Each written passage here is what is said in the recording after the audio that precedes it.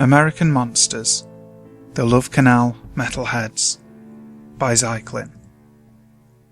The handful of residents that chose to stay in Love Canal after it was deemed a toxic super site have more to fear these days than chemical waste.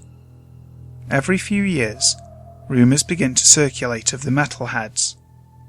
Half a dozen residents have gone missing, and the few whose remains were recovered were found in a miserable state.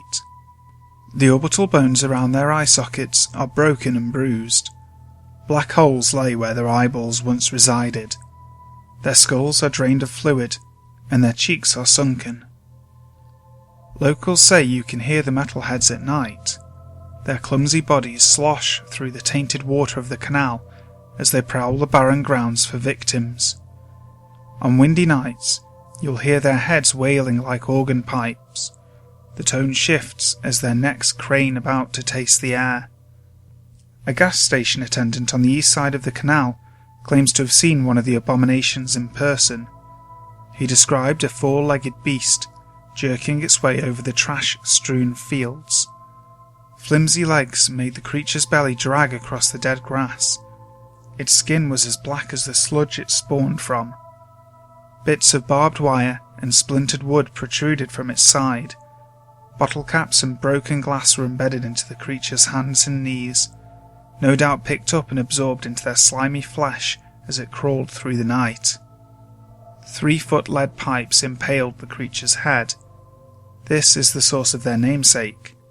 When the Metalhead spotted the gas station attendant, its head turned and caught the wind such that the air rushed through the pipes and an eerie tune whistled out the other end. He said it sounded like someone blowing across the top of a jug.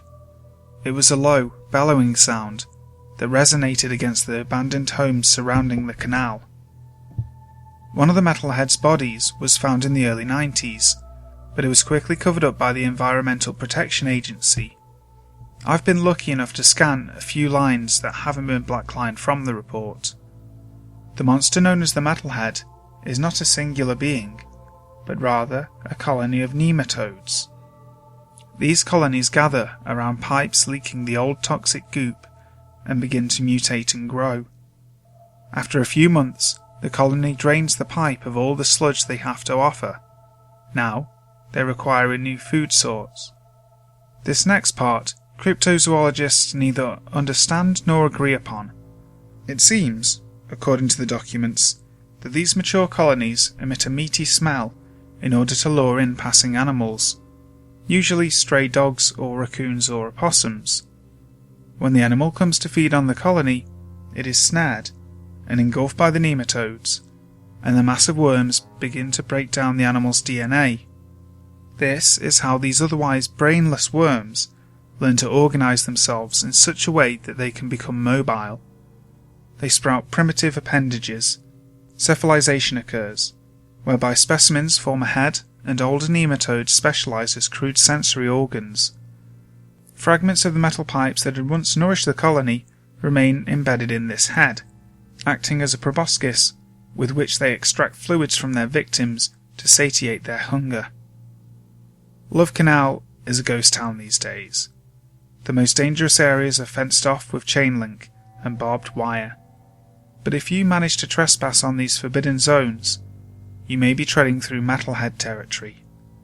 Don't wear heavily scented perfumes or deodorant. The smell will draw them to you in droves. And if you value your eyeballs, I suggest goggles. Hi there guys, thank you for listening to today's video.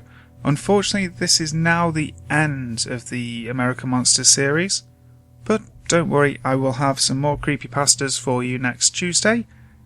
Now this video is out a little bit early, but we will be back on schedule for Friday with another set of creepy stories. Speaking of which, if you've got a story or an experience that you want to share with the channel and maybe have read out, please feel free to email them to me. Also, make sure you follow me on Twitter and Facebook. All the social media details and my email address is in the description box at the bottom of this video. So, until next time, sleep tight.